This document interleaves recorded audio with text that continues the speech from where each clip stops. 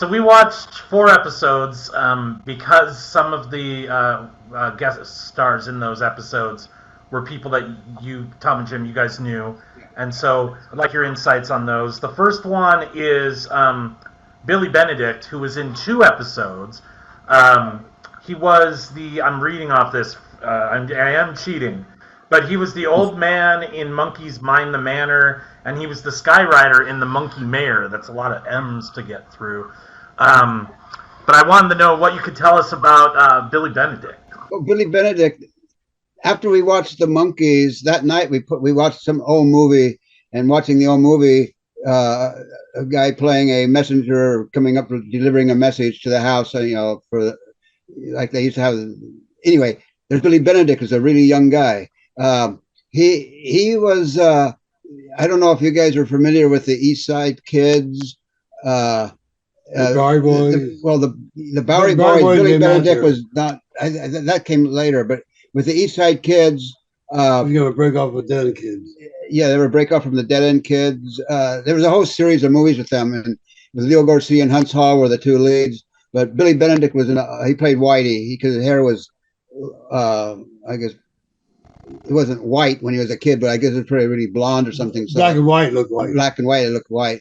So he did those whole series of East Side Kids, but he popped up in hundreds of movies. After his acting career, well, he kept on with his acting career. Yeah, during his acting career. During his acting career, he also did things like he arranged for model car wrecks and things in for film. movies. So he had a long career from as a really young guy from Oklahoma, up until he was working in the Monkees when he was an old guy,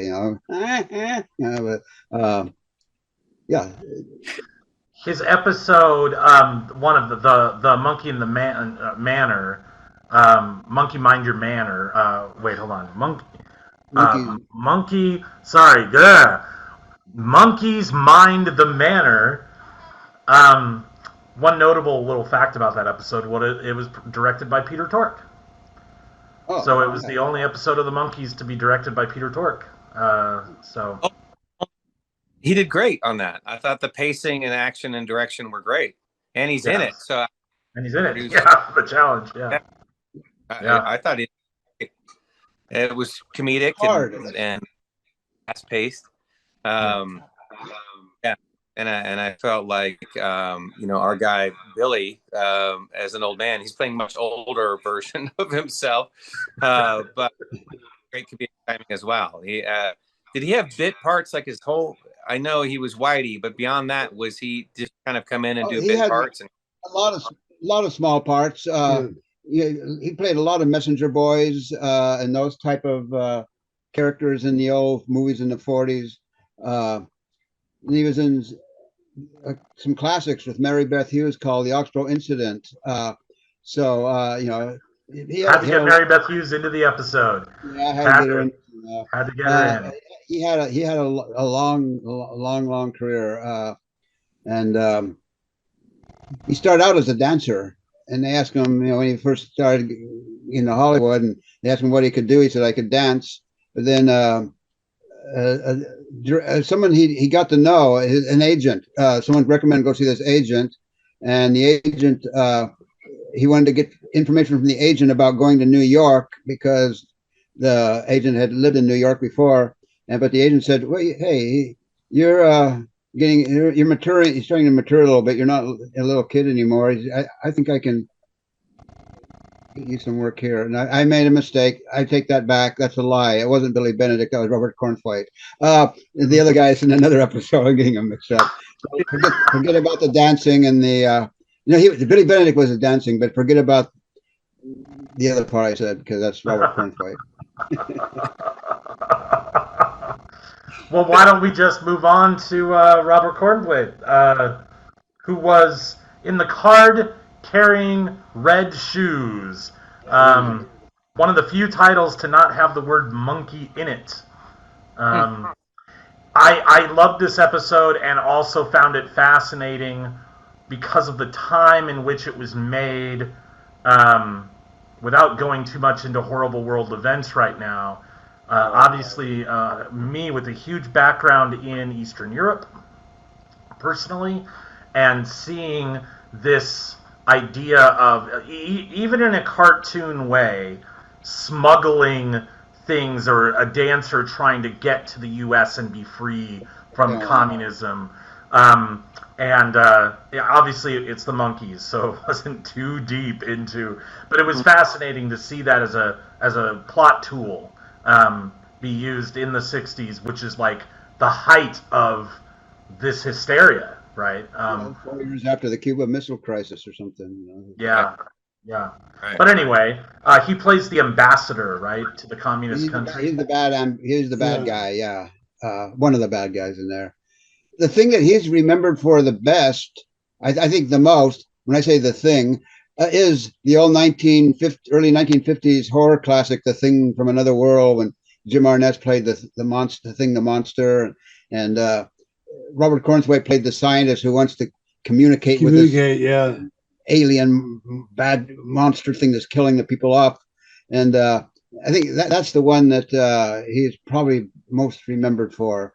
When we interviewed him, he was living out at the actors' home, or motion picture home, not just actors.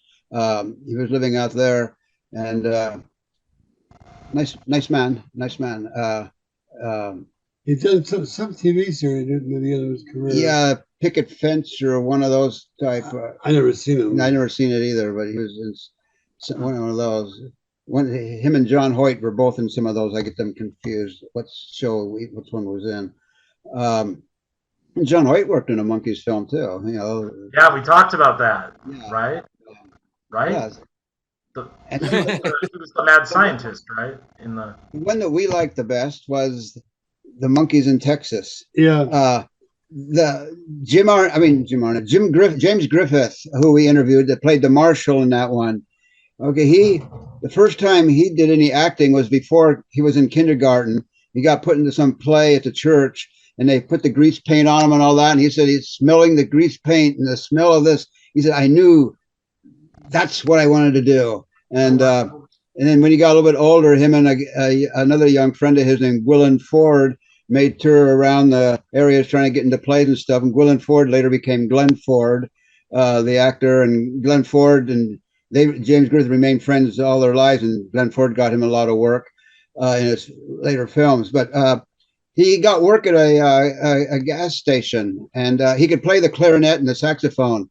And one time a car drove up, and it had big horn things on it, and that was Spike Jonze's.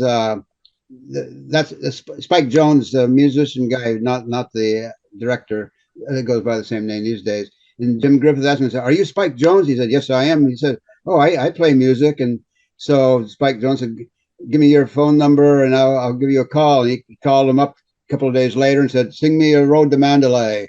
And he did. He said, "Okay, bring your saxophone and your clarinet and come down." And he got working with Spike Jonze. And also then he got moved over to a different shift at the gas station. And while he ended up calling in sick for a few days at the gas station, and he got work in a movie. His first movie, he's one of the lead bad guys in it, a movie called Blonde Ice.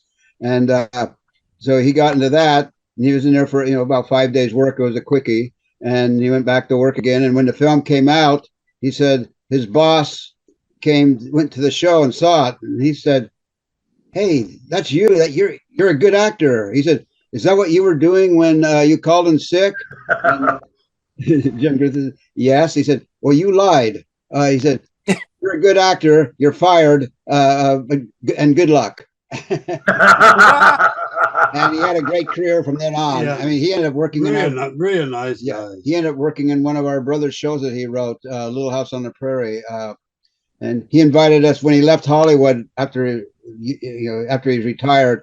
He moved up to one of those beach towns down by San Luis Obispo, and he invited Jim and I to come on down for his new housewarming party. So, nice man, nice man. But he was the marshal in there, the bad guy, the guy that played Black Bart.